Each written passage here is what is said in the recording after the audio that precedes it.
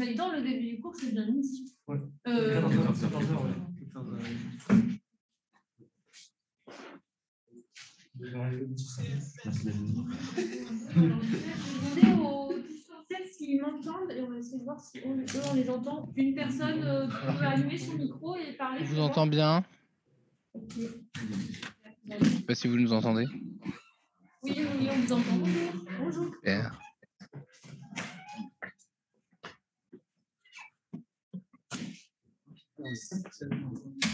On est beaucoup. Voilà, l'investissement. Par contre, le masque du en place, s'il vous plaît. Est-ce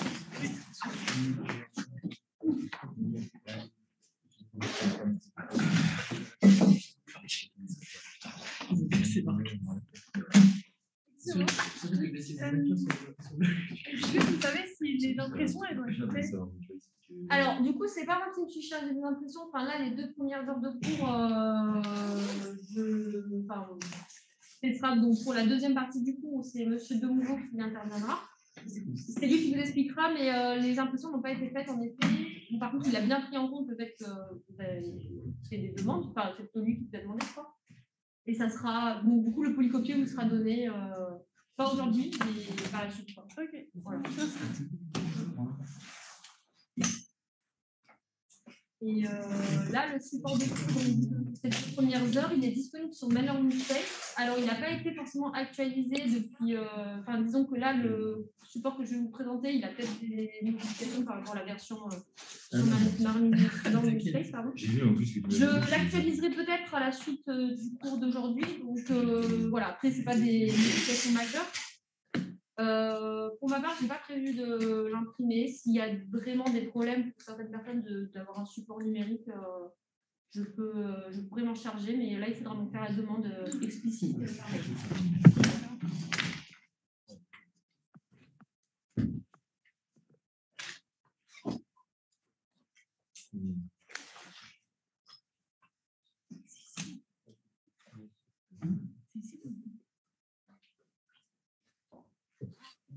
Et pour les distanciels, pour information, je ne vois pas le chat sur mon écran. Donc, si vous avez des questions, je vous invite directement à prendre la parole en désactivant votre micro. Et en activant votre micro. Et on vous entend en fait dans la salle. D'accord. Bah, moi, je les verrai. Si vous mettez des questions dans le chat, je les verrai à la fin du cours, mais je les verrai pas en direct. Voilà. Et de toute façon, moi, j'enregistre le chat parce que je vais demander, alors peut-être que je le répéterai, parce que s'il n'y a pas de qui est encore connecté, je vais regarder. En tout cas, ceux qui sont déjà connectés, profitez absolument. Dès à présent, dans le chat, mettez votre nom et prénom. Ça sera l'appel pour le distanciel et pour le présentiel. Je vais faire passer une feuille blanche. En gros, vous mettez votre nom, votre prénom chacun. Et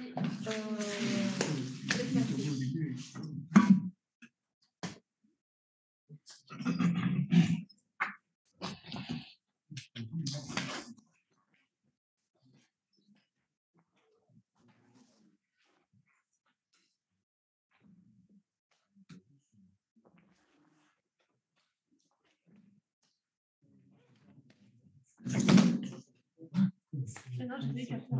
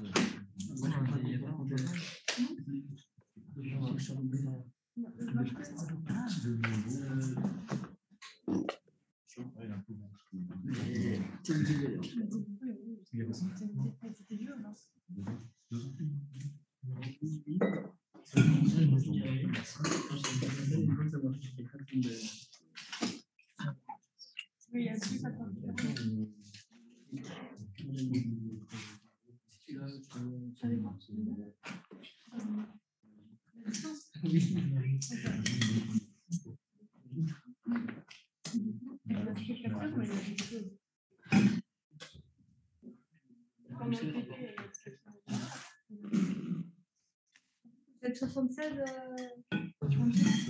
78, non? De toute façon, on est 350 divisé par 4. J'ai pas calculé.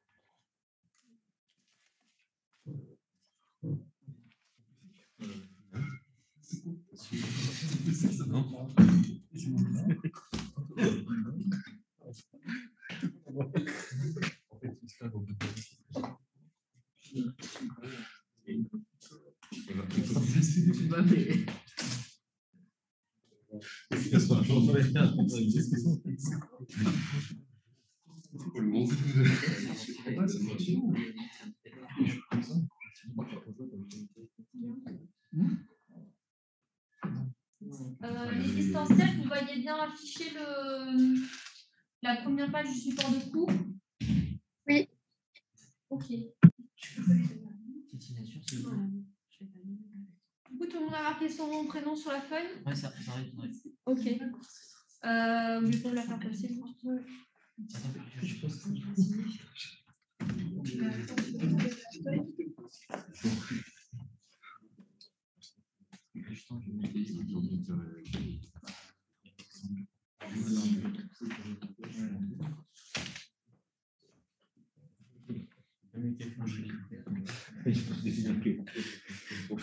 Bon, on va commencer. Donc, si a priori il y a des gens ni en présentiel ni en distanciel dans le groupe. Alors, merci. Donc moi, je vais vous faire les 2 premières heures là sur les 4 ans que vous avez dit. Ensuite, c'est Monsieur Denouveau qui interviendra, qui va venir à 16h. Qui débutera la partie dans le domaine, enfin dans le cours qui a été appelé Introduction au domaine MX, au domaine matériaux. Vous avez en fait 2 thématiques. Une première qui était Initiation aux matériaux et une deuxième qui est Résistance des matériaux. Je ne sais pas si ça c'est bien apparu pour vous. Voilà. Donc moi en fait je vais terminer la partie Initiation aux matériaux et ce cours va même faire le lien en fait entre les 2 parties, entre initiation aux matériaux et résistance, qui est utilisée pour faire l'essai de traction. Mais nous, c'est une information qui est intrinsèque aux matériaux qu'on veut retirer. Et pour ça, en fait, on va calculer la contrainte et la déformation. Je reviendrai sur comment on calcule la contrainte et la déformation, mais en fait, on les divise par la contrainte, on va diviser la force par la section, en fait. Et la déformation, en fait, on va diviser la variation de dimension par la longueur. Et ces informations-là ne seront plus dépendantes, ne dépendront plus en fait vraiment de notre essai de traction et des dimensions de l'éprouvette qu'on a utilisées, mais seront vraiment liées aux matériaux. Vous voyez toujours le support de cours, les distanciels? Oui. Oui. Ok.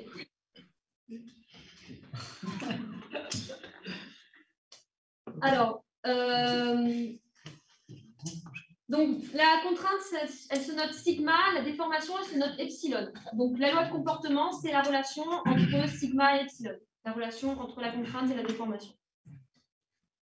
Donc selon les matériaux, cette relation va être différente.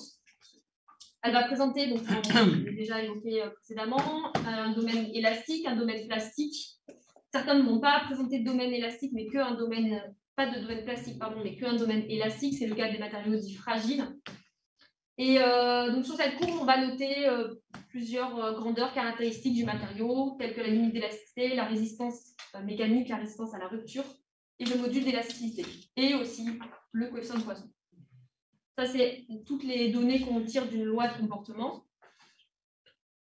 À savoir que du coup, donc ces propriétés-là sont utilisées pour, donc comme je l'ai évoqué, en résistance des matériaux pour le dimensionnement d'un ouvrage ou la vérification la vérification d'un ouvrage, c'est-à-dire s'assurer que la pièce qu'on a conçue va bien supporter en fait les forces qu'on va lui appliquer, qu'elle ne va pas être endommagée, qu'elle ne va pas présenter de défaillance. Et pour faire le lien sur ce qui va être présenté pendant ces 2 heures, ces données-là sont des données à l'échelle macroscopique. On verra qu'à l'échelle microscopique, c'est plus complexe. On ne peut pas caractériser le matériau avec un module d'élasticité ou avec une limite d'élasticité. Ça s'apparente vraiment à une échelle macroscopique. À l'échelle microscopique, ça, vous avez dû le voir. Donc là, par la suite, c'est là où, sur cette slide, voilà, je vous parle de notion d'échelle.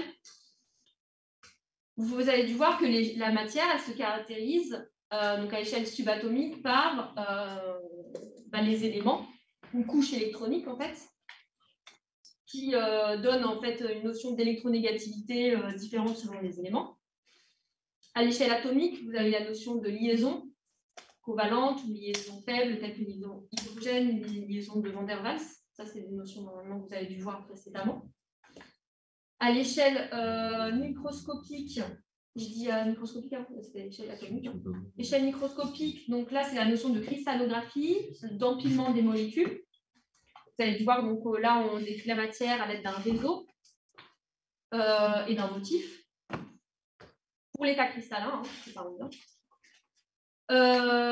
Mésoscopique, là, on parle de grains, de texture cristallographique. Donc là, en fait, on va voir qu'il y a différentes orientations. La matière est constituée de grains qui ont eux-mêmes une orientation bien définie. Ça, on verra que du coup, ça va donner à notre matériau des propriétés mécaniques. Notre matériau est isotrope, alors qu'en fait, à l'échelle microscopique, on verra que la réponse mécanique est anisotrope, puisque selon l'orientation du réseau, il va y avoir une réponse mécanique préférentielle selon tel ou tel axe de sollicitation. Et ensuite, la matière à l'échelle macroscopique, donc là, nous, on cherche à la caractériser mécaniquement. Il peut y avoir aussi des caractérisations thermiques, d'autres types de manières de caractériser la matière. Donc nous, ici, dans le cadre de ce cours, ça sera uniquement mécaniquement, à l'aide de paramètres tels que le module d'élasticité et la résistance mécanique.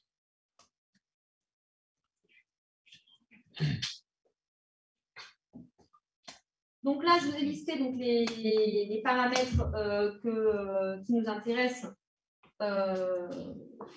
nous, mécaniquement, à l'échelle macroscopique, donc le module d'élasticité, la limite d'électricité, le coefficient de Poisson, la résistance mécanique. Et j'ai rajouté donc, à cette liste que j'ai déjà énoncée tout à l'heure, le module de cisaillement qui est en fait l'équivalent du module d'élasticité, mais pour un mode de sollicitation qui correspond à un cisaillement, à de la torsion. Nous, ici, on va principalement voir l'essai de traction, qui est un mode de sollicitation. Mais on peut aussi caractériser la matière, le mode de sollicitation correspondant au cisaillement, et là, on parlera de module de cisaillement. Ça fait partie des caractéristiques de la matière, mais les paramètres standards sont plus liés à l'essai de traction, donc c'est celui-là qu'on va voir essentiellement aujourd'hui. Donc, l'unité de l'ensemble de ces valeurs, donc sauf pour le coefficient de Poisson qui est sans unité, c'est des mégapascales. C'est ce qui s'apparente à une force divisée par une section, par une surface. Donc, 1 mégapascal équivaut à 1 newton par millimètre carré. Et c'est en fait une unité qui correspond à une pression, donc 1 mégapascal est égal à 10 bars.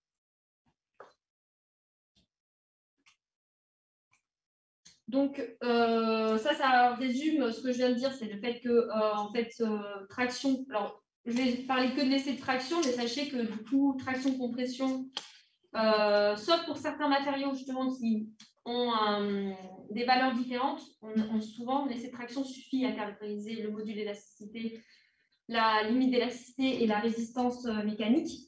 Mais on peut avoir des matériaux qui ne se comportent pas de la même manière en traction et en compression, et du coup, on fera la différence entre, on parlera du module d'élasticité en traction et du module d'élasticité en compression. C'est pour ça que là, j'ai différencié les deux.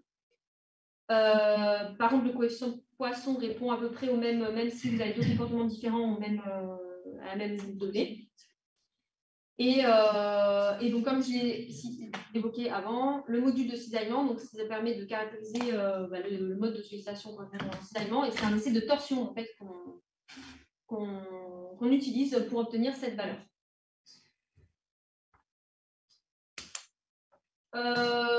Parmi tous ces paramètres-là, pour le dimensionnement d'une structure, alors même si l'ensemble permet bien de caractériser mécaniquement la matière, on va surtout utiliser la limite d'élasticité. La limite d'élasticité, c'est ce qui délimite, en fait, c'est la frontière entre le domaine élastique et le domaine plastique.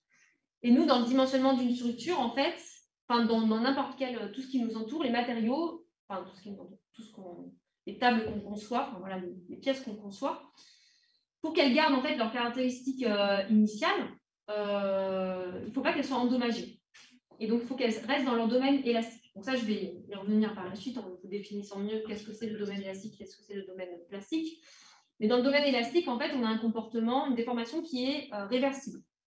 Donc, on appuie une force sur une table, j'enlève ma main, vous me voyez en distanciel, je suis en train de vous poser la question, oui, vous me voyez.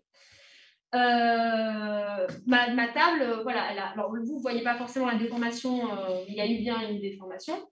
Alors, si la force n'est pas très grande, forcément, c'est une toute petite déformation. Mais on reste dans le domaine élastique. Si je bascule dans un domaine plastique, en fait, je commence à endommager ma matière et du coup, c'est là où justement, elle ne va plus répondre, elle va présenter des défaillances.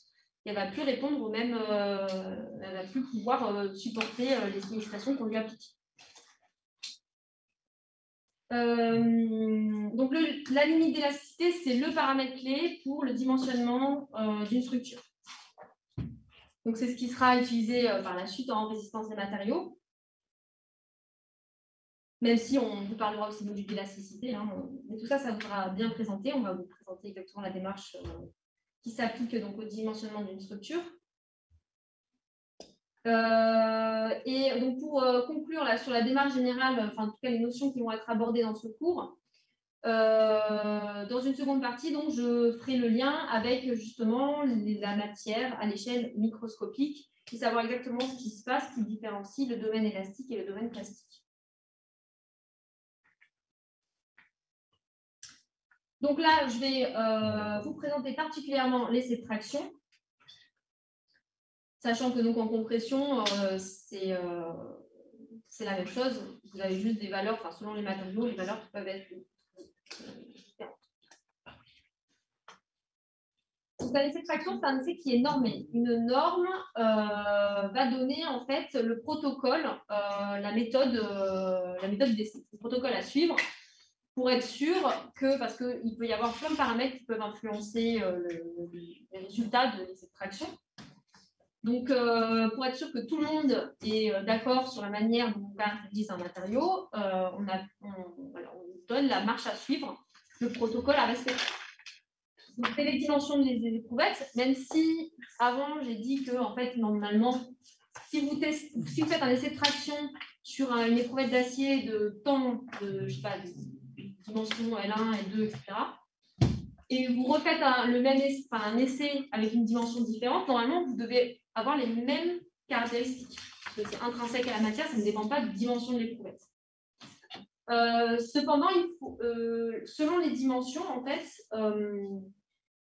il faut être sûr d'avoir des éprouvettes, enfin une dimension d'éprouvette qui est représentative du comportement mécanique qu'on peut observer à l'échelle macroscopique. Donc, on ne va pas pouvoir en fait faire des essais sur des dimensions trop petites, ou en tout cas, il y a un effet de bord dû à la dimension de votre éprouvette qu'il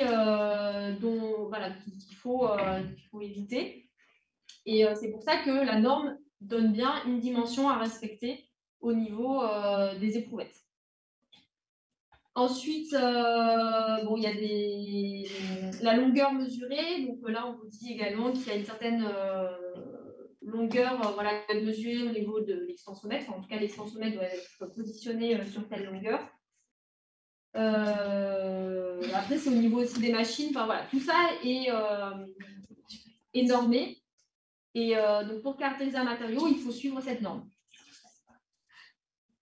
On a différentes normes. Alors déjà, il y a des normes à portée internationale, européenne et aussi nationale. Donc ça, c'est l'appellation ISO, NF, EN qui vous donne justement cette portée-là de la norme. Et vous avez des normes qui sont différentes, bien sûr, selon les classes de matériaux. Pour les matériaux métalliques, vous avez une norme à suivre, puisque la norme, en tout cas, s'adapte au type de matériau dont il s'agit.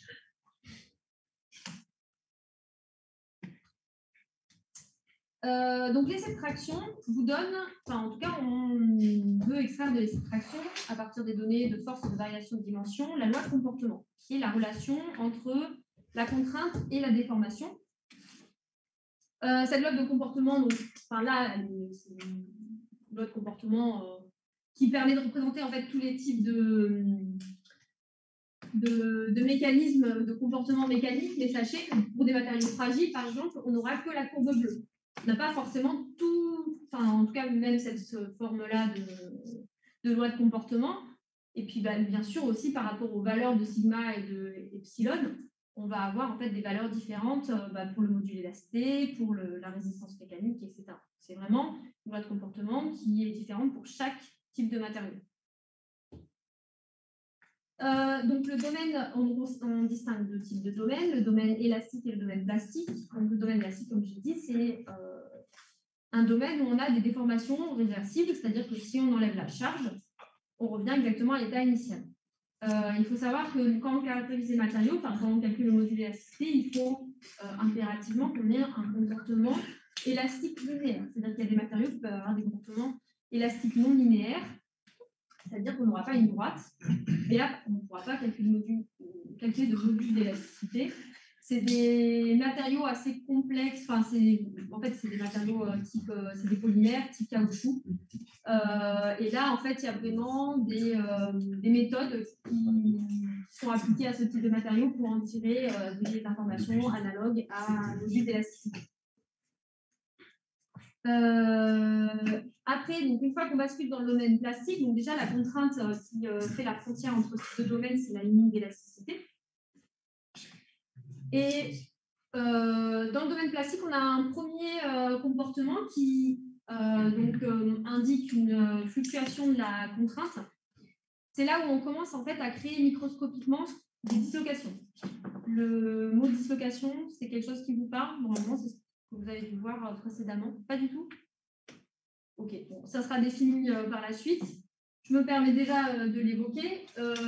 Les dislocations, c'est ce qui fait qu'on commence à endommager notre matériau.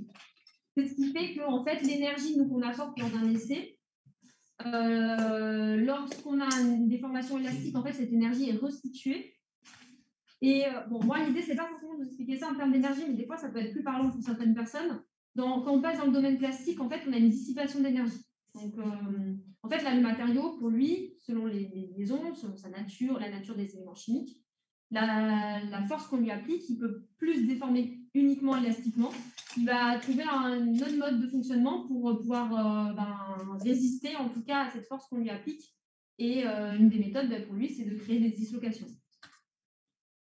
Donc là, on augmente ensuite par la suite en contrainte jusqu'à obtenir un maximum qui est la résistance mécanique. Et pour certains matériaux ductiles, on peut observer une chute de la contrainte par la suite avant d'avoir rupture. Donc là, en fait, ce phénomène-là, entre C et D, c'est la striction. Donc C et D, c'est les points que j'ai notés sur la courbe. C'est la striction, c'est en fait une diminution en un point de la section, c'est la diminution d'une section en un point le long de votre éprouvette. C'est ce qu'on appelle un étranglement. Donc ça, on le verra aussi par la suite. Là, pour moi, je balaye un peu toutes les notions qu'on va voir dans le détail après. Il faut savoir que à ce moment-là, en fait, là, le matériau, il se déforme. C'est une capacité des matériaux à se déformer, mais ils ne résistent plus à la force. Donc là, la rupture, en fait, pas forcément rapide, mais en tout cas, vous ne pouvez plus monter en contrainte. Votre matériau, en fait, il se déforme. Il ne fait que se déformer. Il ne résiste plus vraiment à la force qu'on est en train de lui appliquer. Il n'y a pas de rupture brutale. C'est pour ça qu'on continue à mesurer une contrainte. Ça ne met pas fin à l'essai, mais en tout cas, lui, il ne résiste plus.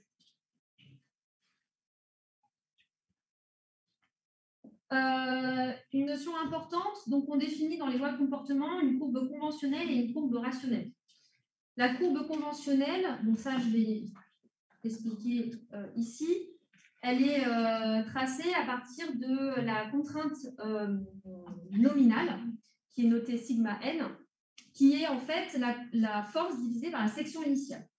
En opposition à la contrainte vraie, qui va définir en fait la courbe rationnelle et qui, elle, donne la force divisée par la section au moment de l'essai. Parce que votre volume, il est incompressible et du coup, le fait d'allonger le matériau dans un sens fait que vous avez forcément une réduction dans le sens transverse. Et donc, votre section normale, donc là, ici, on a bien la définition de la contrainte, pardon, je n'ai pas appuyé sur ce point, c'est la force donc, que vous appliquez à votre matériau, divisé par la surface normale à cet axe. S0, vous voyez, c'est la coupe normale à l'axe de sollicitation.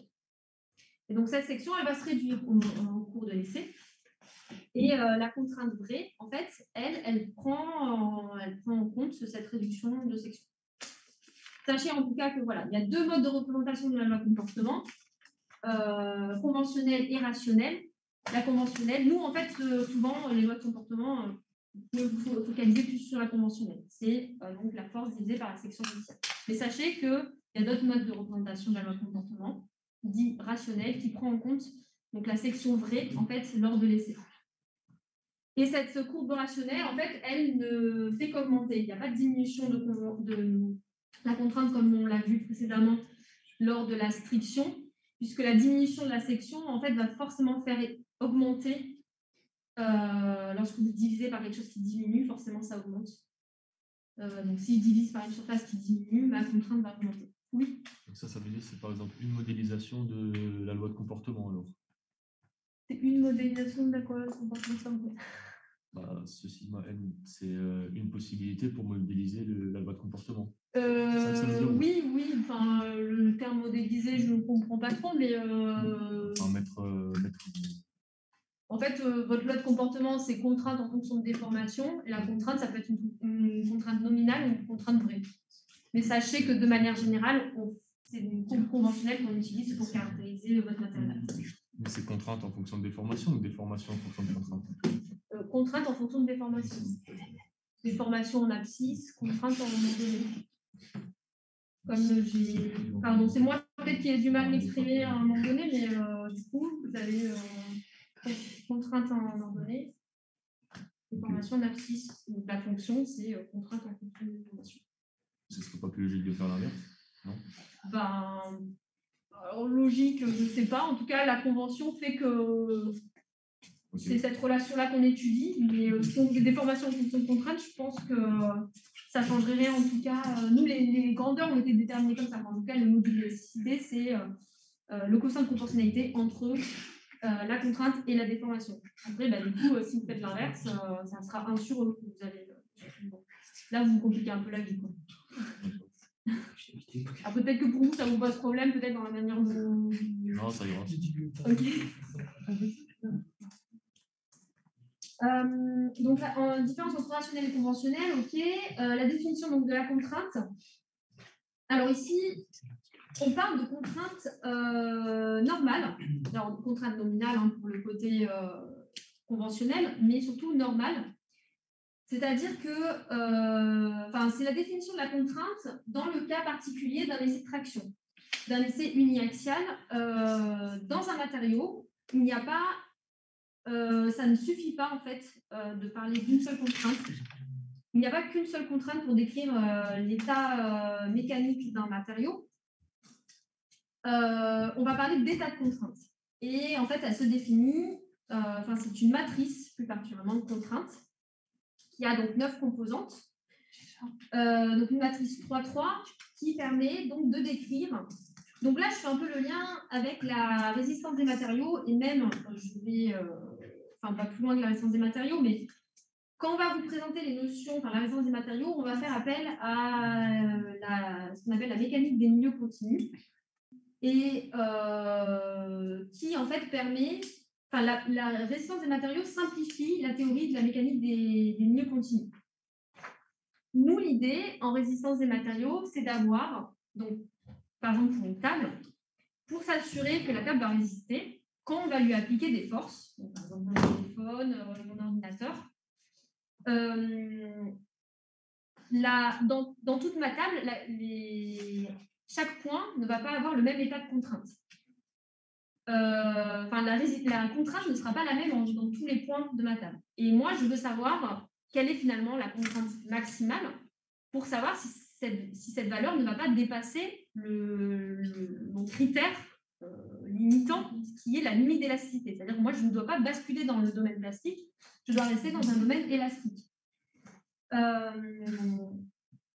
Mais bon, je me répète, lors ce type dans cet exemple-là de la table, je ne peux pas définir, je ne peux pas dire que j'ai que un sigma et tiens, je vais vérifier que ce sigma ne dépasse pas ma limite d'élasticité. Vous savez, chaque point n'est pas sollicité de la même manière.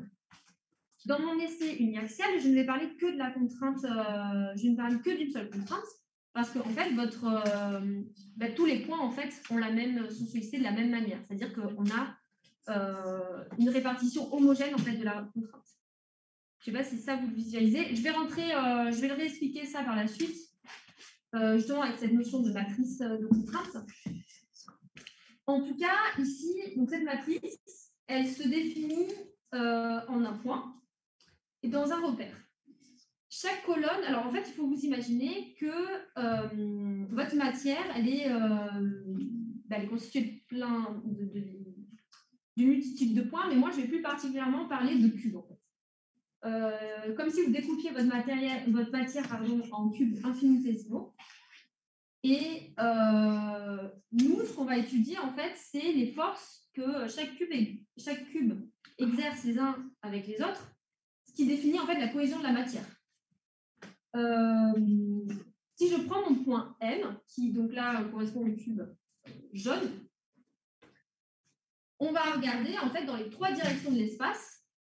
Donc c'est pour ça qu'ici c'est pour ça que j'ai trois colonnes dans ma matrice contrainte. C'est-à-dire qu'autour, vous n'avez pas que trois cubes. Nous, par exemple, le cube 1, en fait, c'est dans la direction, c'est dans une direction. Donc là, on va regarder la matière, quelle est la cohésion de la matière dans cette direction-là. Donc, je vais regarder les forces que mon cube 1, en vert, exerce sur mon cube jaune. Je vais regarder aussi dans l'autre direction, donc verticalement. Donc ça correspond au cube 2 sur mon cube jaune. Et ensuite, dans l'autre plan, mon cube 3, qu'est-ce qu'il exerce comme force sur mon cube jaune. Donc ça me permet vraiment de décrire la cohésion de la matière. Chaque cube exerce donc une force sur mon cube jaune. Et donc c'est un vecteur, et un vecteur a 3 coordonnées dans l'espace. Donc c'est pour ça qu'au final, je me retrouve avec une matrice avec 9 composantes. C'est-à-dire que j'ai 3 coordonnées pour un cube, et donc j'ai 3 cubes. Voilà. J'ai donc chaque colonne qui correspond à un cube avec donc 3 coordonnées et c'est classé du coup par ligne. Vous voyez l'organisation du coup, je répète peut-être pour. Donc la matrice, c'est 3 colonnes. Chaque colonne correspond en fait à la force qu'un cube exerce sur mon point jaune. Et cette force a 3 coordonnées, donc du coup 3 composantes par colonne. Donc là, si vous regardez donc la première colonne. Donc sigma 1,1, sigma 2,1, sigma 3,1, je les ai représentés. Donc c'est la force que le cube vert exerce sur le cube jaune et il y a 3 composantes. Sigma 1,1, donc c'est la projection de la force sur l'axe E1. Sigma 2,1, c'est la projection de cette force sur l'axe E2. Et sigma 3,1, c'est la projection de cette force sur l'axe E3.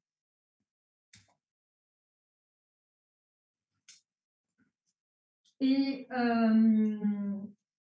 si je change, donc cet état de contrainte est bien déterminé dans un repère. Si je change de repère, donc ça c'est pour une matrice, on fait un changement de repère. Ça, je pense que vous maîtrisez aussi. Si par exemple, je choisis finalement d'étudier dans ce repère-là, que j'oriente, finalement, je vais me retrouver en fait à étudier mes cubes dans ce sens-là, vous voyez. Donc là, je regarderai la force que ce cube exerce sur celui-là. Mais pour vous dire que donc du coup, là, les axes qui sont définis, le 1, le cube 1, le cube 2, le cube 3, c'est lié au repère dans lequel je calcule mon état de contrainte. Et donc, si je change de repère, eh ben, j'ai une nouvelle matrice contrainte. Donc, l'état de contrainte est vraiment lié au repère dans lequel vous définissez. Et il est lié au point dans lequel vous le calculez. C'est-à-dire que après, dans votre pièce, dans la pièce, quand c'est la pièce, c'est la pièce, par exemple, la table, hein, vous avez en différents points un état de contrainte qui peut être différent. Et donc, dans mon essai uniaxial, mon essai de traction, donc l'état de contrainte, dans l'axe principal, donc dans l'axe de la sollicitation, je vais faire apparaître une seule composante, le sigma 1,1. Et du coup, c'est cette contrainte-là, moi, que je vais étudier dans mon essai de contrainte, dans ma loi de comportement, dans mon essai de contrainte, dans mon essai de traction. Donc, dans ma loi de comportement, je parle de sigma. Mais ce sigma-là, il faut bien se mettre en tête que c'est le sigma que je tire de mon état de contrainte, puisqu'il n'y a qu'une seule composante dans un repère bien défini. Et voilà, il correspond à sigma 1,1. Et donc, c'est bien la définition qu'on a par rapport donc, au cube, c'est-à-dire c'est bien la force qui exerce le cube 1 sur le cube 0. Et donc, nous, il est divisé par la section.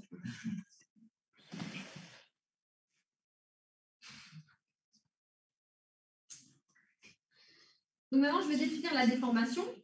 Donc, dans l'essai de traction, l'essai uniaxial, on a en fait deux déformations, une déformation longitudinale et une déformation transverse. La déformation longitudinale, donc, elle est le long de l'axe de sollicitation. Donc, c'est un allongement dans le cas de la traction.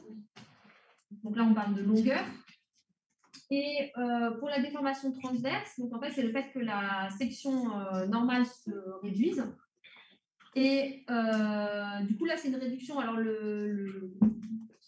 j'ai utilisé la notation de D parce que souvent, dans les essais des matériaux, des métaux, justement, la norme demande une éprouvaille cylindrique. Donc, on a souvent une section qui est cylindrique. Donc, souvent, on parle de diamètre. Donc, c'est la réduction. Donc, là, c'est mon carré. Mon état initial, là, c'est mon carré vert. Et vous voyez que donc, le chargement, après chargement, enfin, pendant le chargement plutôt, pardon, ça correspond au rectangle bleu. Et donc, mon diamètre a diminué. De manière identique que l'état de contrainte, en fait, on définit pour une déformation, une matrice, un état de déformation, où là, on fait apparaître également les déformations dans les 3 dimensions de l'espace, par rapport également aux projections, enfin, les dimensions par rapport aux trois surfaces, en fait, que l'on obtient à partir d'un point, par rapport aux 3 projections que l'on peut faire sur les axes du repère. Dans l'essai de traction, l'essai uniaxial, on a uniquement les déformations epsilon 1,1, epsilon 2,2, epsilon 3,3. C'est-à-dire que epsilon 1,1 correspond à la déformation longitudinale et epsilon 2,2 et epsilon 3,3 aux déformations transverses. Et donc, pour caractériser ces déformations transverses, on a, donc c'est le paramètre qui correspond au coefficient de Poisson, qui est un paramètre intrinsèque à notre matériau, qui est noté nu, et qui est défini comme le rapport entre la déformation transverse et la déformation longitudinale. Et du coup, en fait, on a epsilon 2,2 et epsilon 3,3 qui sont égaux, ça remonte dans l'essai de traction. Puisque si on a une déformation, si on a une boîte cylindrique, comprenez que la réduction de la section en fait est identique dans tous les axes qui définissent ce plan.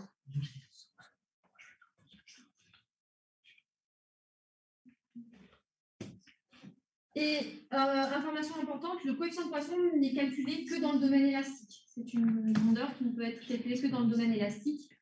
C'est-à-dire que n'allez pas chercher des déformations dans un domaine plastique pour calculer le coefficient de Poisson.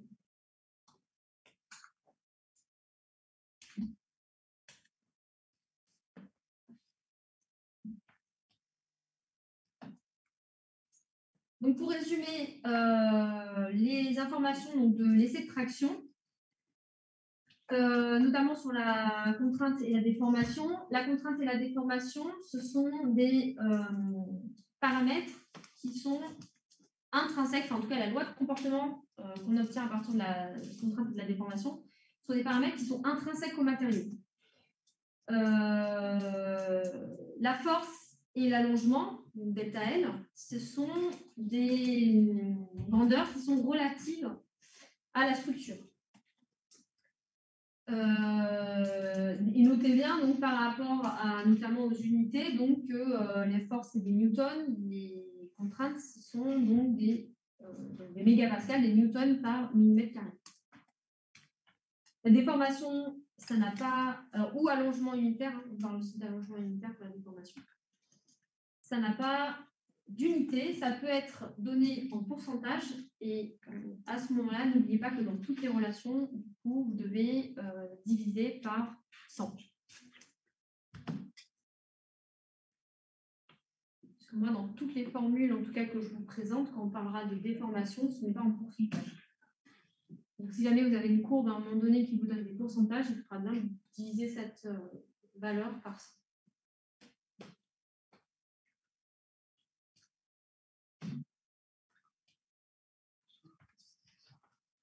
Donc maintenant, je vais présenter plus particulièrement donc, toutes les caractéristiques de la loi de comportement. Commencer par le domaine élastique, donc avec le module d'élasticité. Enfin, tout d'abord, je ne vais pas commencer par le module d'élasticité, je vais commencer par la limite d'élasticité. Les différentes. Alors, je vais juste revenir sur cette slide. En effet, j'ai marqué des termes peut-être que je n'ai pas présentés précédemment. Dans le domaine plastique, donc ça je l'ai déjà évoqué précédemment, mais je reformule. On a, au moment où on enlève la charge, des déformations résiduelles. C'est-à-dire que là, on a commencé la déformation des plus réversibles, des irréversibles. Le début de la déformation plastique correspond souvent à un fluage. Donc là, entre les points A et B, vous voyez donc une instabilité de la contrainte, en fait, une fluctuation de la contrainte. Le matériau, en fait, il débute la création des dislocations pour se déformer. Et c'est ce qu'on appelle le fluage. C'est-à-dire, ce qui correspond exactement au fluage, c'est le fait que, en moyenne, en fait, là, même s'il y a une fluctuation, votre contrainte, en fait, elle n'augmente pas. Et c'est un palier, en fait, qui caractérise un mode de sollicitation qui s'appelle le fluage, qui fait que quand vous appliquez une contrainte à un matériau, d'après la loi de comportement, normalement, vous avez une contrainte égale une déformation, mais en fait, non, votre matériau, des fois, une contrainte, il va y avoir une variation au niveau de la déformation. Donc, c'est ça, en fait, qu'on essaye de retranscrire pour décrire ce comportement-là. Ensuite, vous avez une augmentation de la contrainte jusqu'à ce qu'on appelle la résistance mécanique, puis une diminution. Ça, j'ai déjà expliqué, c'est le phénomène de friction. On reviendra par la suite dessus. Là, donc, on va commencer avec le domaine élastique. et plus particulièrement donc, la définition de la limite d'élasticité. Donc, c'est la frontière entre le domaine élastique et le domaine plastique. Et pour les déterminer, en fait, la coupure est jamais très nette. Donc, on utilise différentes méthodes en fait, pour calculer cette valeur-là. Et donc, selon les matériaux, d'ailleurs, la méthode est différente. Ici, donc, j'ai fait le cas entre, par exemple, des aciers non alliés ou faiblement alliés et le cas d'autres types d'acier. Donc, ça, je ne vais pas rentrer dans le détail de ce type de matériaux-là, parce que déjà, je ne les connais pas vraiment, mais sachez en tout cas que selon les classes de matériaux, on utilise une méthode ou une autre. Selon aussi, finalement, en fait, la courbe qu'on a. Si vous avez une courbe qui présente un fluage, vous avez donc du coup une fluctuation de la contrainte. On utilise souvent en fait la moyenne de cette fluctuation, mais on a quand même on peut définir aussi du coup une limite d'élasticité haute et une limite d'élasticité basse. Si vous n'avez pas forcément un comportement correspondant à un fluage, vous avez une courbe assez arrondie. Là, on va déterminer la limite d'élasticité en se fixant en fait une déformation résiduelle correspondant à 0,2%. Et là, on considérera que passer cette déformation, lorsqu'on a 0,2% de déformation, on bascule dans le domaine classique et donc on définit notre limite d'élasticité correspondant à cette valeur-là en contrainte. Donc ça, c'est la limite d'élasticité conventionnelle, c'est la plus utilisée. Et sachez que dans certains cas, dans le cas où on observe du fluage, on utilise, celle-ci, en fait, la limite d'élasticité est beaucoup plus claire. La limite est clairement établie puisqu'on a ce palier-là.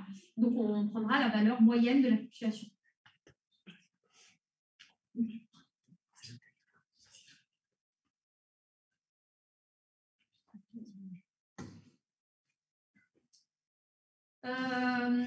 Dans le domaine élastique linéaire, on définit le module d'élasticité. C'est le coefficient de proportionnalité entre la contrainte et la déformation. On appelle aussi ça le module Young et il est établi par la loi de Hooke. La loi de Hooke, donc, en fait, elle définit le caractère linéaire d'élasticité linéaire. Sachez que pour certains matériaux, on peut avoir une élasticité qui est non linéaire. Donc, c'est le type de courbe décrite à droite du slide. Et donc, ça veut dire que vous n'avez pas de proportionnalité. Dans un cas, vous n'avez pas de proportionnalité. Dans un autre, vous pouvez avoir une proportionnalité en montée en charge. Mais lorsque vous déchargez, du coup, on n'a pas forcément le même comportement. Et ça, ça traduit une élasticité aussi non linéaire. Même si vous avez une linéarité au moment de la charge, le matériau est non linéaire en décharge. Et donc ça, c'est un matériau qui, du coup, ne présente pas d'élasticité linéaire et qui n'est pas caractérisé par la loi de Hooke. C'est des cas assez particuliers où j'ai dit justement précédemment que même dans ces cas-là, on a des méthodes qui peuvent s'appliquer pour déterminer des grandeurs analogues au module d'élasticité. Sachez que dans la plupart des matériaux, en tout cas le module d'élasticité qu'on vous donne, c'est justement lié à l'élasticité linéaire. Donc, selon les classes de matériaux, donc acier, aluminium, verre, béton, on a des valeurs qui sont différentes. Selon cette valeur-là, donc selon si le module d'élasticité est élevé ou pas, on va parler de rigidité ou de souplesse. Faites attention au vocabulaire que vous utilisez. Pour un module d'élasticité élevé, ne parlez pas de résistance, de raideur ou de dureté. Parlez d'un matériau rigide. Pour un module d'élasticité faible, on peut parler de souplesse, d'élasticité ou de flexibilité.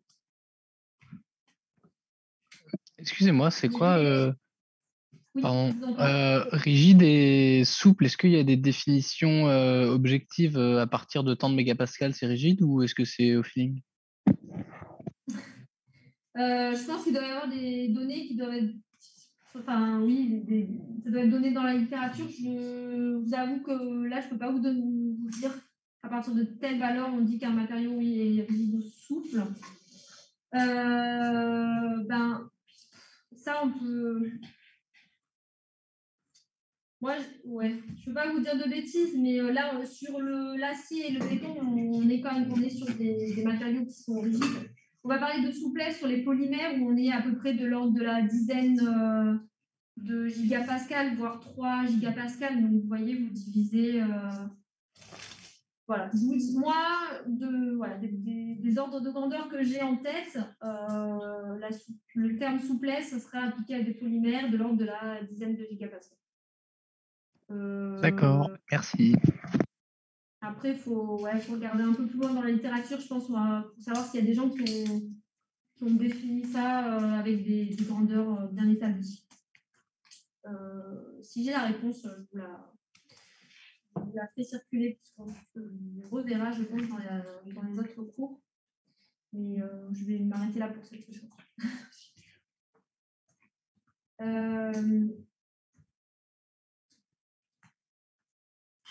Donc là, au niveau de la loi de Hooke, ici, donc la proportionnalité entre la contrainte et la déformation, c'est vraiment propre à l'essai de traction, à une sollicitation uniaxiale. Sachez que du coup, donc c'est dans le cas de l'essai uniaxial, ça relie donc la contrainte. J'ai trompé là j'ai inversé sigma 1,1 égale E, epsilon 1,1 égale E sigma 1,1, je corrigerai. C'est sigma 1 qui est égal à E epsilon. Donc ça vous relie ces deux grandeurs, ça relie aussi en fait, ça vous donne ces trois équations dans le cas de l'essai de traction. Vu qu'on n'a pas qu'une seule contrainte, normalement dans un matériau, on a un état de contrainte. En fait, il y a une loi de Hooke généralisée qui va vous donner la relation entre tous les composantes de votre matrice. Cette loi de Hooke généralisée, je ne vais pas moi là, je fais que l'évoquer pour que vous ayez bien en tête la différence entre contrainte et état de contrainte. Donc, le fait qu'il y ait des relations établies entre cet état de contrainte et cet état de déformation.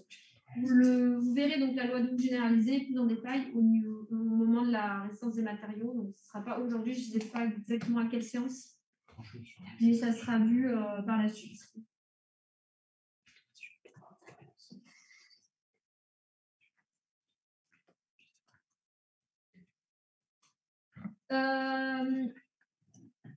Donc au niveau du comportement plastique, donc on voit les différentes zones sur la courbe, donc l'étrouissage et la friction, c'est ce que j'ai déjà défini avant avec vous. On définit donc le maximum de la courbe, c'est la résistance mécanique. Ou contrainte maximale, on peut la noter différemment, sigma U ou RL. Passer ce maximum, en fait, on a donc le phénomène de friction. La notion de contrainte n'a plus vraiment de sens puisqu'en fait, elle n'est plus homogène dans votre matériau. Là, on va avoir une déformation qui est localisée. Voilà.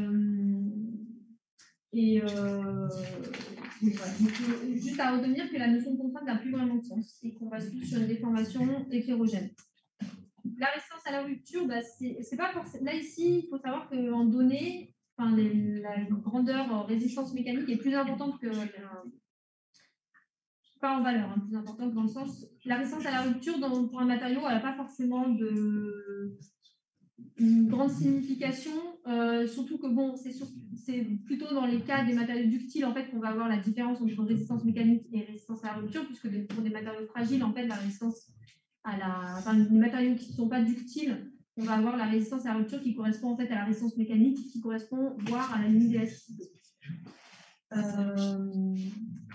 Alors, une information assez importante dans le phénomène, donc quand on a une courbe qui présente une ductilité, on va définir, enfin non pas que dans ce type-là, mais on définit en fait à la rupture un allongement à la rupture et un allongement après rupture, que j'ai donc positionné là sur la courbe, qui se différencie par le fait qu'il y en a une où on doit enlever l'allongement élastique. Votre matériau, le fait qu'il bascule dans le domaine plastique ne veut pas dire qu'il ne se déforme plus élastiquement.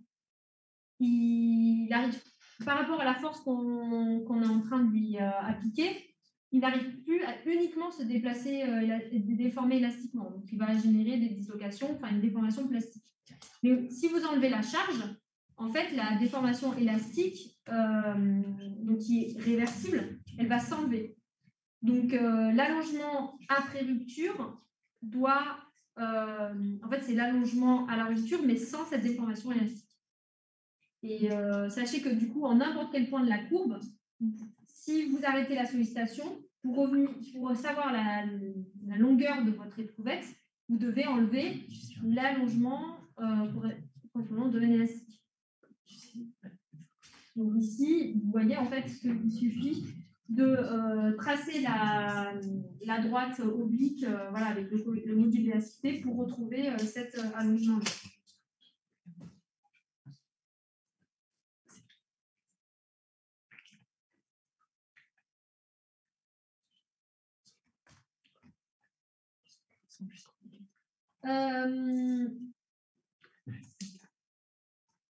Bon, l'utilité de ça, je l'ai déjà défini. Phénomène de section, donc c'est le fait que vous avez la section normale qui, en un point précis, va diminuer. Donc, c'est ce qu'on appelle un étranglement.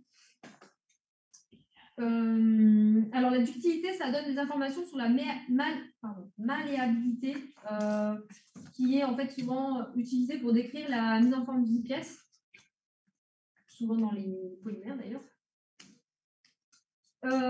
Au niveau des facettes de rupture, donc sur la surface qui présente la rupture, si vous avez une rupture qui est ductile, vous avez une facette de rupture qui présente des cupules. Donc c'est ce qu'on a sur la photo B. Et pour la rupture fragile, vous avez des rivières de clivage. Donc, vous voyez que la matière ne se comporte pas du tout de la même manière. Les rivières de clivage, elles ont des orientations qui sont souvent liées en fait, au réseau cristallin qui définit la matière.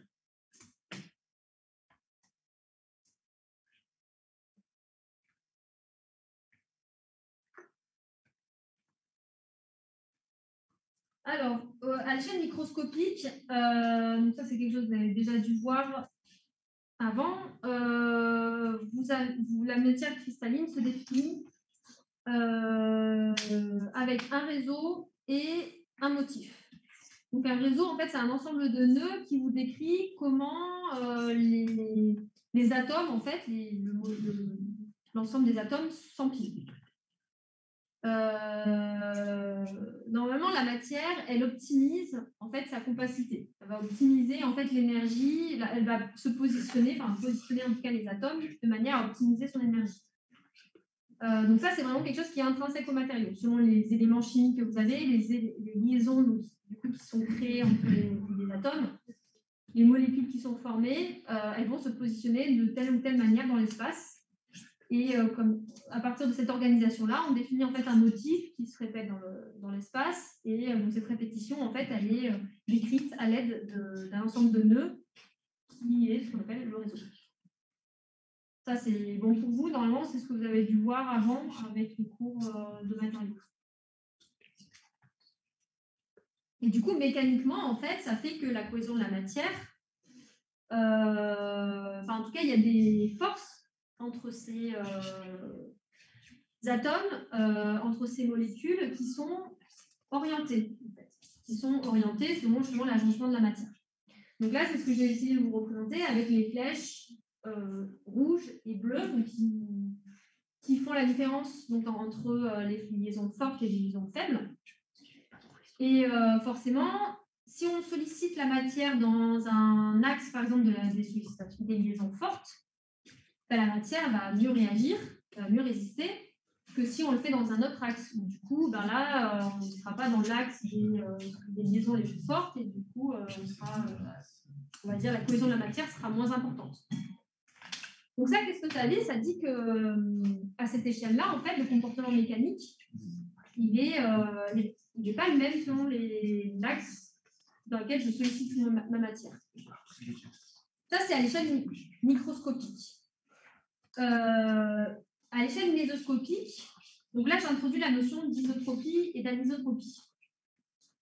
En fait, nos matériaux, quand on les caractérise, normalement ils sont isotropes. Je dis normalement parce qu'on a des matériaux qui sont anisotropes à l'échelle macroscopique. C'est des matériaux par exemple qui sont fibrés, mais nous, nos matériaux, on considère, en tout cas quand on va les caractériser, qui sont isotropes. C'est-à-dire que quel que soit, par exemple, je prends un bloc de béton, si je fais mon éprouvette dans mon bloc le long, parce que votre éprouvette, quand vous allez la tailler, elle va avoir un élancement. Mais cet élancement, normalement, si je coupe mon éprouvette dans un sens ou dans un autre de mon bloc initial, vous n'avez pas de différence en fait de comportement mécanique. Ça, c'est l'isotropie en fait. C'est le fait que quels que soient les axes de sollicitation, votre le comportement mécanique de la matière sera le même. L'anisotropie, ça veut dire qu'il va y avoir une orientation préférentielle dans une des directions où on va solliciter notre matériau. On va avoir une meilleure réponse mécanique ou pas. Donc ça, encore une fois, à l'échelle macroscopique, c'est le cas pour les matériaux fibrés. Donc, par contre, un matériau qui est isotrope à l'échelle macroscopique, à l'échelle microscopique, il est anisotrope, c'est-à-dire à l'échelle d'un grain. Par contre, ce qui fait qu'on va retrouver à l'échelle macroscopique le caractère isotrope, c'est que en fait, votre matière est constituée d'un ensemble de grains qui vont chacun avoir une réponse mécanique préférentielle. Mais c'est le fait que statistiquement, on va retrouver toutes ces orientations-là qui fait qu'à l'échelle macroscopique, on va avoir un comportement qui répond de la même manière, quels que soient les axes de sollicitation. Je vais faire une mini-pause. Je vous donne 10 minutes. C'est bon pour vous? En distanciel aussi. Je suis un peu en avance, donc je pense que je vais me permettre de scinder ces 2 heures en deux. On ne fait pas une grosse pause, hein, juste 10 minutes. OK? Oui, ça c'est une.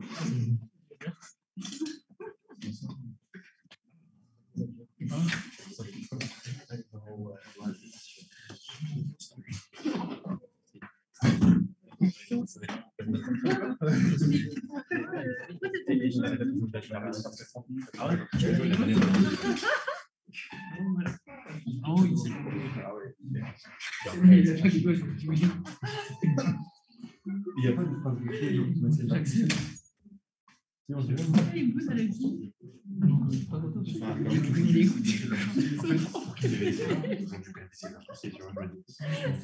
je pense qu'en fait, comme c'était en France, il est encore j'ai beaucoup de coups de feu. C'est ce que je disais tout à l'heure. Je pense que c'était je suis d'accord. C'est pas drôle. Non, je vais taper là. Par contre, je mets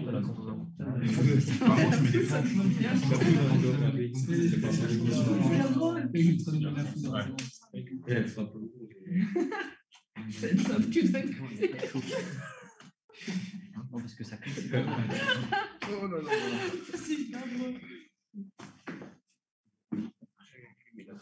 Allez, je postule. Il postule pas.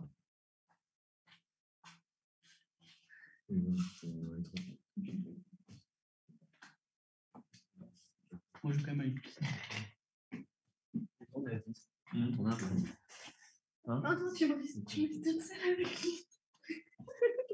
C'est dans le Alexis. C'est mauvais.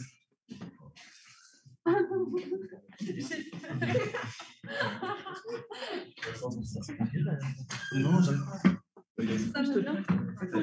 Il n'y a pas d'exploration. Tu cherches ça quoi hein?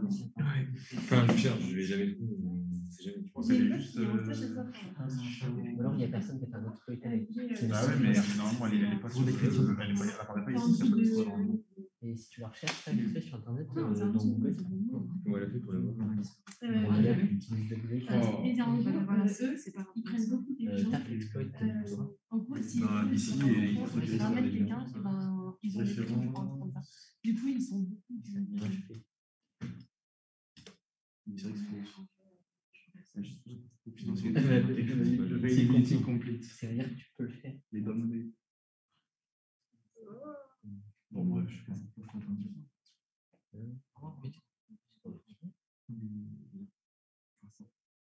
Il y a plus Clément, quoi. C'est bon, mais Ah ouais, je suis chaud. En fait, il y a juste une personne qui m'a dit comment elle s'appelle, peut-être. Mais sinon, le reste, c'est quoi? Ah, pour le texte. 60, 70, 60. Ah ouais. Attends. Je vais dire. D'accord, je vais changer. C'est bien ça.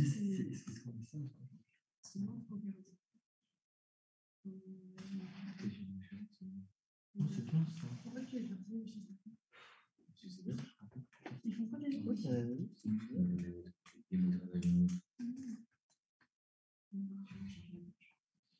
Peut-être que tu as une version de Metasploit. Non, mais juste. non, mais c'est qu'il y a une base de données. Ça aussi, j'en ai. Non, juste ça. Ah, d'accord. Ok.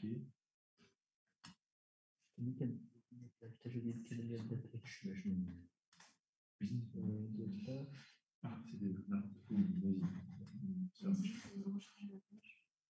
Non, il n'y a rien. Ah ouais? Ah oui,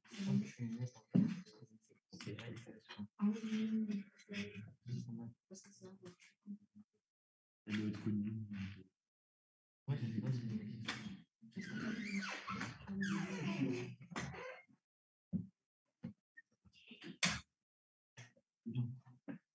alors, ça avait fait un search sur news. Il a été trop machin. Il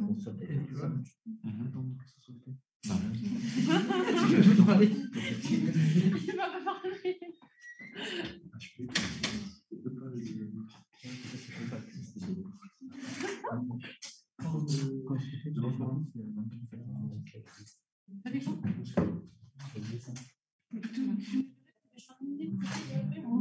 Moi, je Bon, c'est encore. Tu vas travailler au McDo pendant un mois, c'est bon? C'est bon. Il faudrait qu'il travaille au McDo pendant un mois, mais il y aura bien le temps. Un peu en temps, ouais. Tu es là. Il y a combien On devra tous les jours prendre des trucs connus. Mais si tu nous feras des très courts. C'est bon, pas non. Je vais me faire dans quoi ton travail? Marie, comme ça. Ça va directement se mettre la pente. Ouais, avec grand plaisir. Se mettre la pente. Manger. Mais quand? Oui, Quand on mange. chacun. C'est un bon projet. Oui, Comment il m'a agressé. non, mais je comprenais pas pourquoi. Genre, il y a 15 heures et je comprenais pas pourquoi il fallait discuter à 15 heures. Attends, j'étais en régime, mais attends, j'oublie pas les bonnes choses. En régime, mais j'oublie pas les bonnes choses. Mais bon, de 14h à 18h. Exactement. Un régime optimisé. Sinon, déjà, les niveaux, tu vois, c'est qu'il ne peut pas demander du fric. En vrai, j'en ai refait juste. Microsoft Terminal. Ah, c'est bien ça. C'est-à-dire que c'est plus rien. Le bonne barrière avec un c'est pas bien. Mais tu peux pas ajouter quelque chose.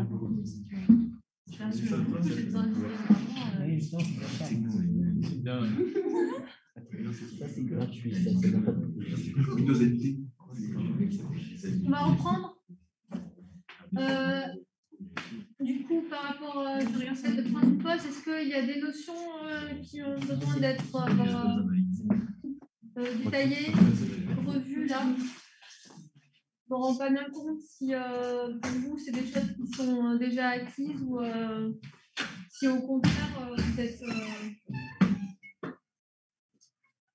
largué.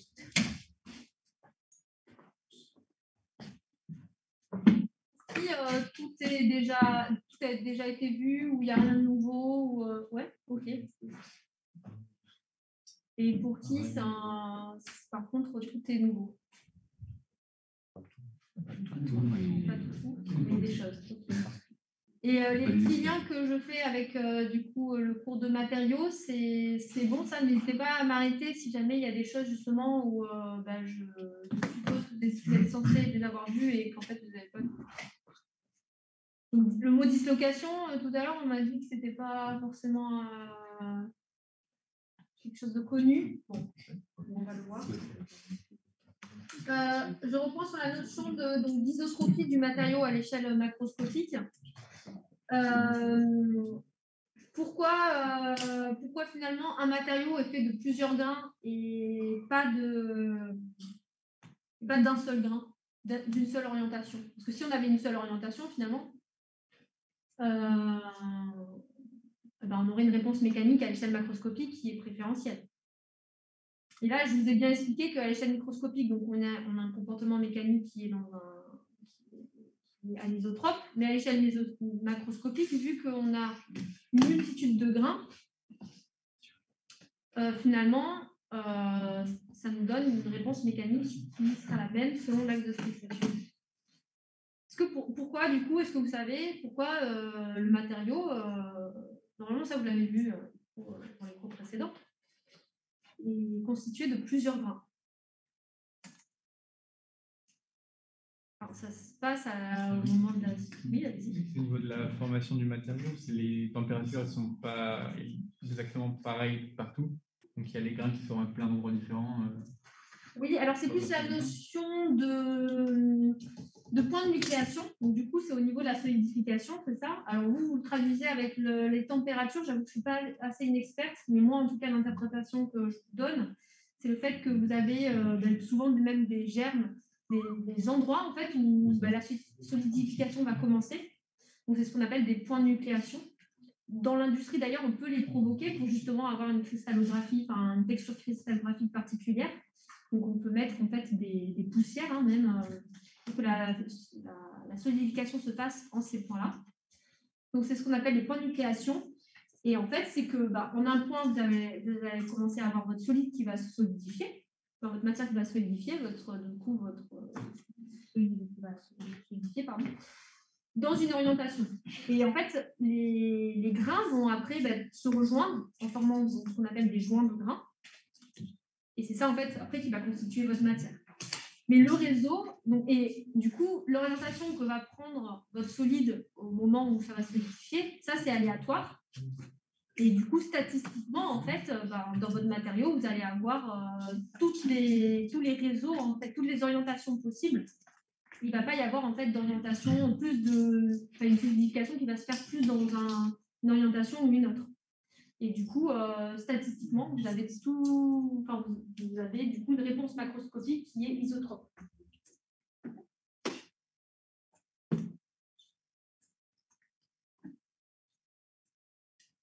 Donc maintenant, on va voir à l'échelle microscopique quelle est la différence entre le domaine élastique et le domaine plastique.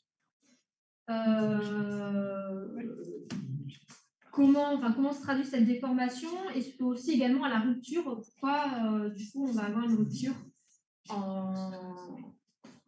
une rupture en fait ça se fait en un point. Il peut y avoir une rupture en plusieurs points, mais la question qu'on peut se poser c'est pourquoi en fait le matériau qui est censé en fait avoir les mêmes caractéristiques en tout point, et en fait il va se rompre en ce point là. Donc là, on va aborder la notion en fait, du défaut cristallin qui normalement a déjà été vu auparavant. Donc les dislocations, c'est un défaut cristallin. Après, il peut y avoir ce qu'on appelle des impuretés, c'est-à-dire qu'on décrit la matière comme étant donc, un réseau, un motif qui se répète du coup, en différents nœuds, donc quelque chose qui finalement est très régulier, mais on a en fait dans cette matière des irrégularités qui se traduisent donc, à l'échelle microscopique par différents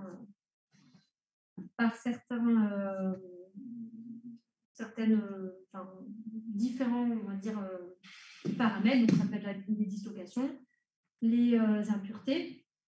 On va voir que ça a un impact en fait sur du coup, la manière dont le matériau peut se déformer et le fait qu'il puisse rompre en un point dans la matière.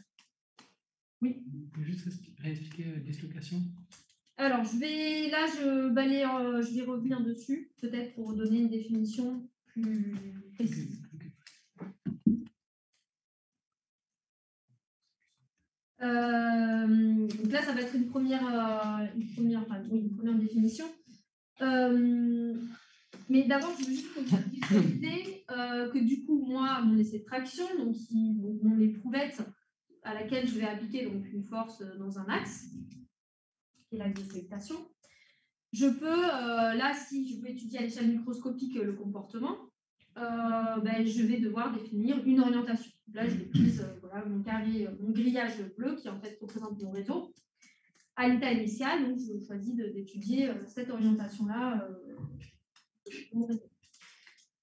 À l'échelle, au moment où je commence ma déformation, ma sollicitation, donc je suis dans le domaine élastique, je vais avoir du coup un allongement. Donc là, vous voyez que mon grillage s'étire dans en fait les directions de mon réseau. Donc là, j'ai traduit ici. C'est-à-dire que, si vous voulez, là, c'est des liaisons qu'il y a derrière.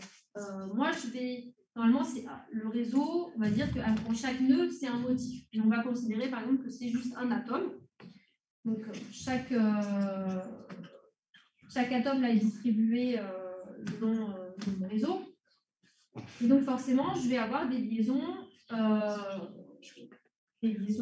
dire, pardon, je me perds.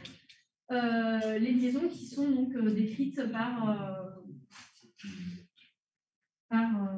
l'orientation, en fait. C'est ça que je veux surtout vous expliquer. C'est que là, vous voyez que mon axe de sollicitation, il est selon la verticale, mais du coup, moi, mes liaisons fortes, les liaisons qui décrivent ma matière, elles sont dans un autre axe. Et du coup, là, vous allez modifier les distances en fait entre les atomes. Et du coup, les atomes, à un moment donné, ils vont basculer, en tout cas, ils vont préférer établir une liaison avec un autre voisin que celui qu'ils avaient avant. Et c'est là où vous créez justement des dislocations. Ici, vous voyez, entre ces deux points, donc ici la flèche rouge que j'ai mise, de base, vous n'avez pas de liaison. Et le fait d'étirer en fait la matière fait que vous avez un rapprochement de ces deux atomes et du coup, ils vont, eux, maintenant, créer une liaison entre eux. Et donc ça va donner lieu à un glissement. Donc, vous voyez ici que du coup, vous avez un glissement de la matière, c'est-à-dire qu'il y a un plan où vous avez créé du coup un glissement de la matière et c'est la définition de la dislocation. Je vais revenir dessus avec plutôt une image qui sera plus parlante. Alors, pardon,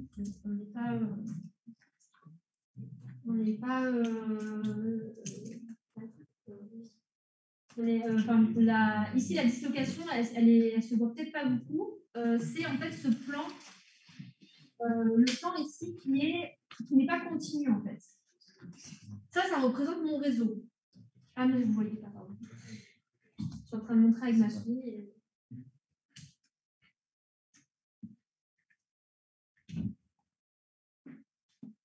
Donc ici, en fait, la dislocation, c'est ça.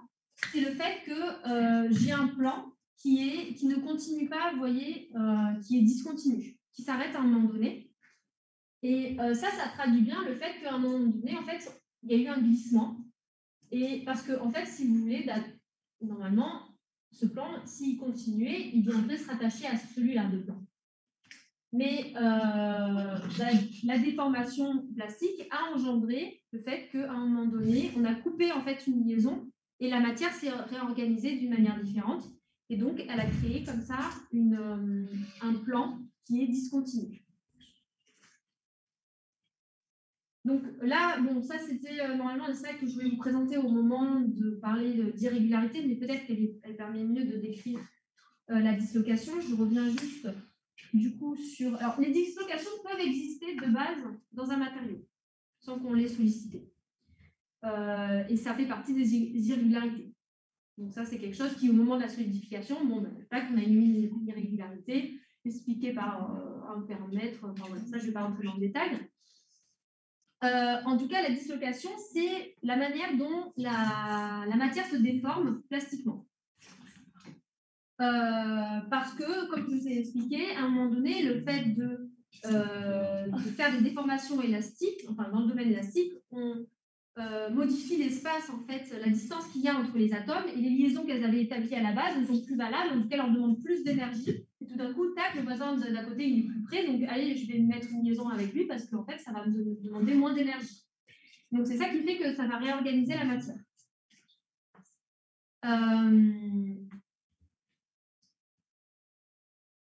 Il faut comprendre que donc, le matériau, quand on dit je passe du domaine élastique au domaine plastique, ce n'est pas quelque chose qui se fait en un claquement de doigts. Visuellement, sur la courbe, ça se fait en une contrainte bien définie. Et vous, votre matériau, les dislocations, elles vont en fait se créer en différents points. Et comme je l'ai représenté ici, en fait, elles vont en fait je sais pas le mot qui vient, elles vont balayer en fait votre matériau, elles vont se créer en un point, mais en fait, elles vont progresser en fait le long de la matière. Et là où elles vont s'arrêter, c'est au joint de grain en fait. C'est-à-dire que quand vous êtes dans une orientation, pour elles, c'est très facile. Elle suit le plan de glissement.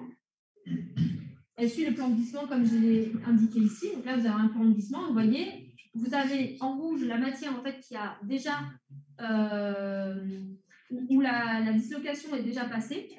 Elle est déjà été parcourue donc par la matière en rouge. Par contre, ce qui est en vert n'a pas encore subi le passage de la dislocation, mais du coup, au fur et à mesure que vous utilisez votre matériau, la dislocation va se propager. Et cette propagation, c'est ça qui fait la déformation plastique. À un moment donné, cette dislocation, elle s'arrête, et elle s'arrête au niveau du joint de grain. Elle peut s'arrêter aussi au niveau d'autres types de défauts de la matière. Il n'y a pas que les joints de grain où elles peuvent s'arrêter. Elles peuvent s'arrêter donc au niveau ici de tout ce qui est lacunes, défauts interstitiels, impuretés. Donc tout ce qui est des défauts cristallins qu'on peut retrouver dans la matière. Ça vous a déjà été défini du coup. Quand vous avez défini l'état cristallin, on vous a parlé des impuretés, des défauts. Ok.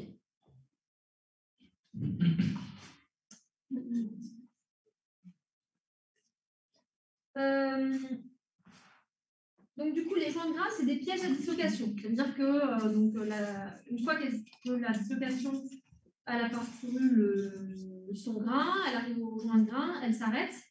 Donc en fait, finalement, le joint de grain, ça empêche la déformation plastique.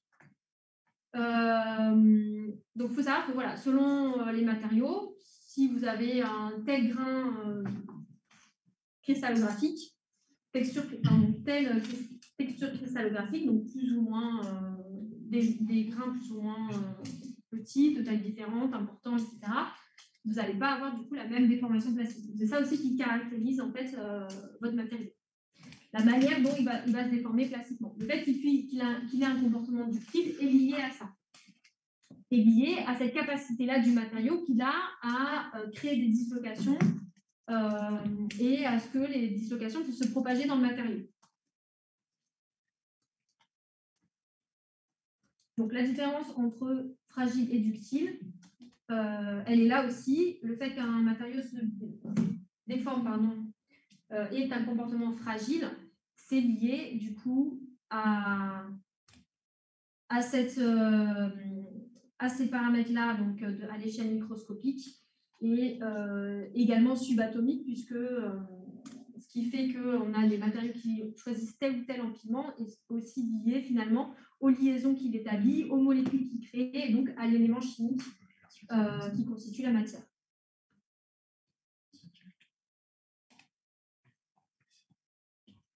Donc ça, les défauts cristallins, je passe. Pour terminer, une notion importante, avant j'ai parlé de cisaillement. J'ai expliqué donc, que le cisaillement c'était un mode de sollicitation. Dans les essais de traction, en fait j'ai du cisaillement.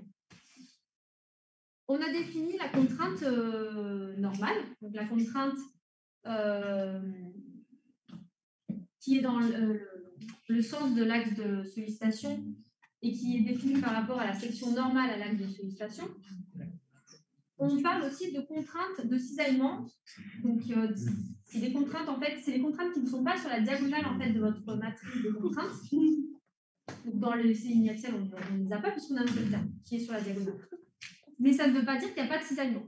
Si je change de repère, en fait, la matrice de contrainte, je vais faire apparaître des composantes qui ne sont pas sur la diagonale.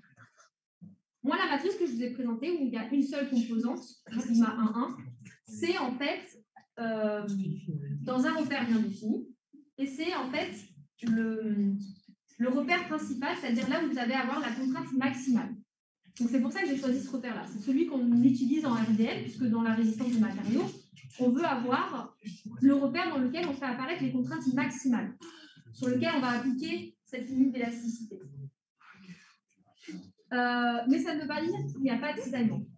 Et alors, c'est des contraintes qui sont plus faibles, donc qui pour nous ne sont pas des contraintes qu'on va étudier dans la science des matériaux, mais il faut savoir qu'il y a bien du cisaillement dans un essai uniaxial, dans un essai de traction.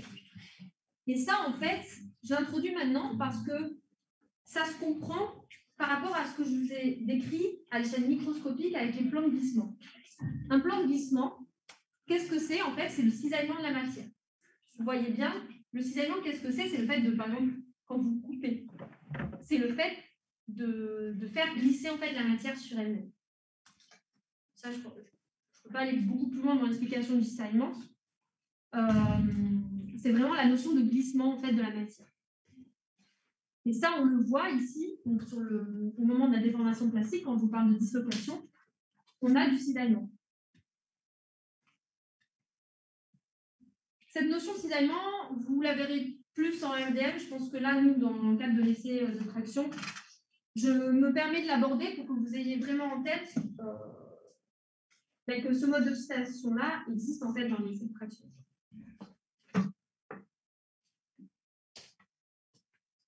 Donc, pour terminer le cours aujourd'hui, là maintenant, je vais faire un focus sur les polymères. Donc là, tout ce que j'ai pu décrire précédemment, donc ça s'applique vraiment à l'état cristallin de la matière. Les polymères, ils ont un caractère, enfin ils sont dits amorphes, enfin ils peuvent avoir celui cristallin, une partie cristalline et une partie amorphe. La partie amorphe, elle justement ne décrit pas, enfin c'est le fait que la matière ne va pas avoir un empilement, donc à l'aide de réseaux, enfin elle ne va pas optimiser en fait sa compacité en définissant un réseau. Elle va tout simplement être structurée sous forme de chaînes. Donc on va appeler ça des macromolécules. Et en fait, mécaniquement, ça va faire que la matière va avoir un caractère viscoélastique ou viscoplastique. Ça va faire intervenir la notion de viscosité, qui fait en fait que la matière va avoir un comportement liquide avant d'avoir atteint sa température de fusion. Un solide devient liquide à la température de fusion. C'est le moment où on va casser les liaisons chimiques. Votre polymère, donc les matériaux amorphes, vont commencer à s'écouler, enfin en tout cas avoir un comportement visqueux avant cette température de fusion, à ce qu'on appelle la température de transition vitreuse. Et du coup, mécaniquement, ça fait que à l'état solide, on va avoir des comportements qui ne sont pas les comportements que j'ai pu décrire avant. On va avoir des courbes. Donc ici, je vous ai présenté différents types de courbes selon les types de polymères qu'on peut rencontrer. Donc la courbe 1 qui s'apparente à un polymère dit fragile, donc qui ressemble beaucoup à ce qu'on a pu voir précédemment. Puis après, vous allez avoir des courbes dites qui présentent de la viscoélasticité ou même caoutchoutique, où là, on a, vous voyez, une délimitation du cas entre le domaine élastique et plastique qui est un peu plus compliqué, et même au niveau de la résistance mécanique, on a des choses qui sont un peu moins distinctes que ce que j'ai pu décrire précédemment. Là, on va définir du coup des nouvelles grandeurs, des nouveaux paramètres, type seuil de viscoplasticité, seuil apparent ou seuil d'écoulement. Je ne vais pas rentrer dans le détail de ces caractéristiques-là, que d'ailleurs vous avez peut-être vu avec les autres intervenants. Moi, c'est surtout pour appuyer sur le fait que les comportements mécaniques de la matière, ça diffère selon les classes de matériaux. Donc, ce que je vous ai décrit avant, c'est vraiment quelque chose qu'on retrouve De manière générale, de toute façon, nous, dans les matériaux, pour la résistance des matériaux, on va surtout avoir affaire à ce type de matériaux-là, mais pour les polymères, voilà, c'est un peu plus spécifique et on a des composants mécaniques plus spécifiques à cette classe de matériaux-là. Un paramètre qui est très important au niveau de justement la réponse mécanique des polymères, c'est la température. Donc, comme je l'ai dit, on a une température, donc là, vraiment, on a un basculement entre l'état, un comportement cristallin, qui s'apparente à quelque chose de cristallin, donc avec un comportement fragile, voire ductile. Une fois qu'on dépasse la température en fait, de transition vitreuse, là, on a un comportement dit caoutchoutique dû au fait justement qu'on va commencer à avoir les chaînes de molécules qui vont glisser entre elles, donc qui s'apparentent, ça va s'apporter à un écoulement. C'est là où on peut rentrer en compte la viscosité en fait, de votre matière.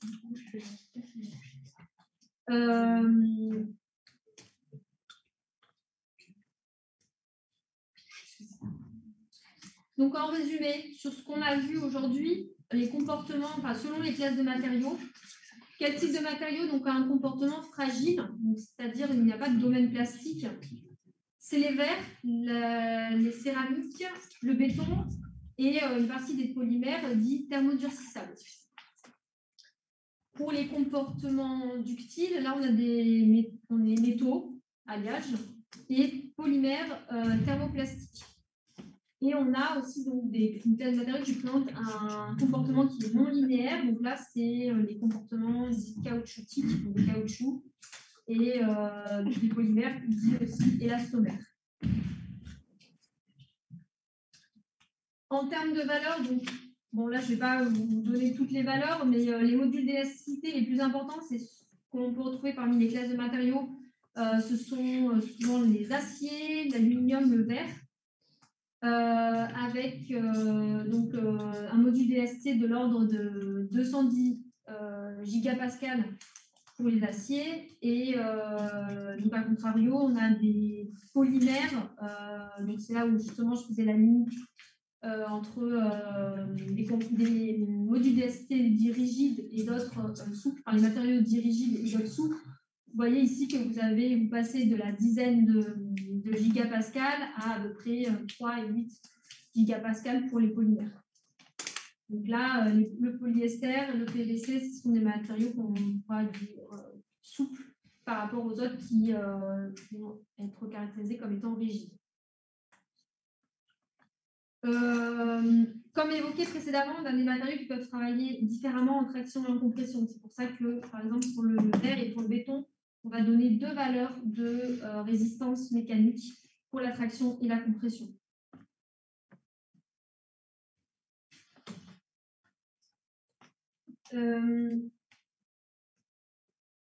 L'effet de la température, dont on a vu précédemment pour les polymères, elle a aussi, on peut aussi en évoquer pour les matériaux cristallins. Quand on augmente donc les données normalement qu'on vous donne, quand on caractérise les matériaux, en fait c'est à température ambiante, donc 20 degrés Celsius. Mais sachez que quand on augmente la température, les matériaux ont tendance à devenir plus souples. Donc le module d'élasticité diminue et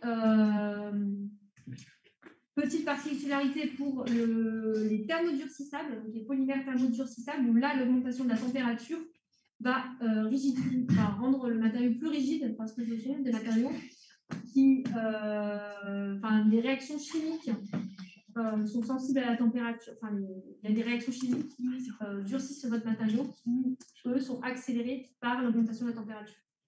Donc là, on va avoir en fait le matériau qui devient plus rigide lorsqu'on augmente la température, alors que de manière générale, l'augmentation de la température va tendre à rendre le matériau plus souple.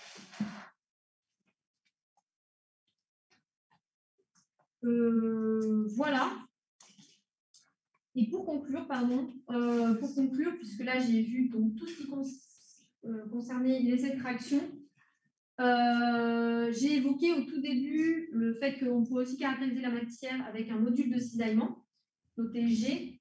Donc celui-ci s'obtient à partir des lois de comportement issues en fait, d'un essai de torsion. Donc on n'a plus une sollicitation uniaxiale, mais un moment. On va donc tordre en fait, notre matériau. On va en fait tracer le moment appliqué en fonction d'un angle de déformation. Les relations donc, entre ces deux paramètres vont nous donner la loi de comportement donc, liée à l'essai de torsion. Et le module G, en fait, c'est l'analogue du module de l'implicité, c'est-à-dire la proportionnalité entre le moment et l'angle de déformation. Voilà. Je vais peut-être aller un peu vite sur certains aspects. Il nous reste du temps avant que vous enchaîniez avec l'autre partie du cours. Je vous laisse me poser des questions si besoin. Ceux qui veulent sortir peuvent sortir. En distanciel aussi, vous pouvez, si vous le voulez, prendre la parole.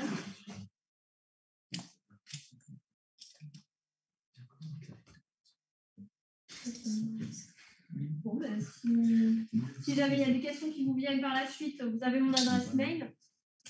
Je ne sais pas si je vais revoir votre groupe. Donc voilà, vous aurez sûrement d'autres intervenants. En tout cas, sur cette partie-là du cours, c'est à moi que vous devrez adresser. Donc par mail, ça reste assez efficace. Donc n'hésitez pas. Voilà. Mais peut-être qu'on fera, je ne sais plus exactement l'enchaînement. C'est moi. Bonne journée à tous.